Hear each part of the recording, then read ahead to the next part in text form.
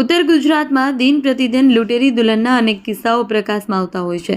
છતાં લગ્ન ઈચ્છુક યુવકો લૂંટેરી દુલ્હનનો ભોગ બનતા હોય છે. જેમાં દિયોદર તાલુકાના લુદ્રા ગામના જ એક લગ્ન ઈચ્છુક યુવક સાથે લગ્નની કરી કન્યાએ લાવી આપી 1.5 લાખ રૂપિયા લઈ જઈ દલાલ અને દુલ્હન ફરાર થઈ જતા ભોગ બનનાર યુવકે દિયોદર પોલીસ મથકે લેખિત રજૂઆત કરી ન્યાયની માંગ કરી છે.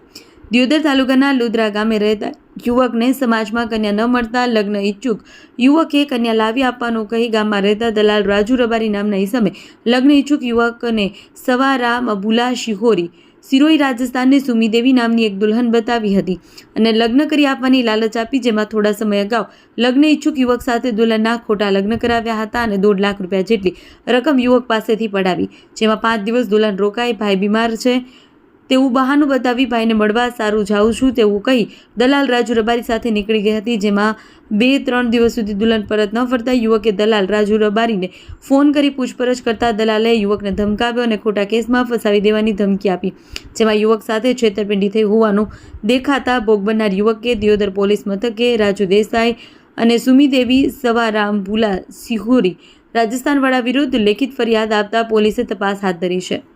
યુવક પાસે લૂંટેરી દુલ્હનના પરિવારે અને દલાલે 3 લાખ રૂપિયાની માંગણી કરી હતી. લગ્ન ઈચ્છુક યુવકે આક્ષેપ કર્યો કે અમને કન્યા સાથે લગ્ન કરાવ્યા માટે 3 લાખ રૂપિયા માંગ્યા, પરંતુ અમોએ જે તે સમયે 1.5 લાખ રૂપિયા રોકડ જમાલ દલાલ રાજુભાઈને સોંપ્યા હતા, જેમાં 5 દિવસ બાદ દુલ્હન ભાઈને મળવા જવું છે તેમ કહી ઘરેથી નીકળી હતી. જેમાં પરત ઘરે ન આવતા અમોએ દલાલને ફોન કરતા અમને ધમકી આપી ખોટા કેસમાં ફસાવી દઈશ. અમારી રજૂઆત છે કે આરોપી સામે પોલીસ કાર્યવાહી કરે. દિયોદર તાલુકાના લૂંટેરી દુલ્હનનો ત્રાસ, કેટલાક લગ્ન ઈચ્છુક યુવકો છેતરાયા હોવાની આશંકા. દિયોદર તાલુકામાં અગાઉ પણ અનેક લગ્ન ઈચ્છુક યુવકોએ પોલીસ મથકે લેખિત ફરિયાદ કરેલ, જેમાં દુલ્હન લાવી આપવાની લાલચ આપી અનેક યુવકો સાથે છેતરપિંડી થઈ ગયેલ છે.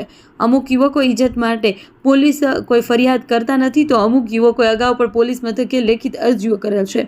આ બાબતે જિલ્લા પોલીસ અધિક્ષક દ્વારા આવી ગેંગને પકડી જેલના સળિયા પાછળ ધકેલી યોગ્ય કાર્યવાહી કરે તો આગામી સમયે અન્ય યુવકો ભોગ બનતા અટકી શકે તેમ છે. સરવણ છે, હું લુદ્રા ગામનો રહેવાસી છું. મારે ઘેરે રાજુભાઈ આવ્યો કે તને કન્યા લાવી આલું. મારી મમ્મી, મારો ભાઈ એક ગાંડો છે, મારી મમ્મી છે બીમાર છે એટલે ખાટલે બેઠી છે. એની મને એવી લાલચ આવી કે હું તને કન્યા લાવી આલું. મને કન્યા લાવી આલી ખરી, પણ 5 દિવસ રહી અને કન્યા ફરાર થઈ ગઈ છે. મારા રાજુભાઈ 1.5 લાખ રૂપિયા લઈ ગયો છે. હવે રાજુભાઈ ફોને ઉપાડતો નથી કે કાંઈ નહીં, અને પોલીસવાળાને વિનંતી કરું છું હાથ જોડીને કે મને કાંક ન્યાય આપો.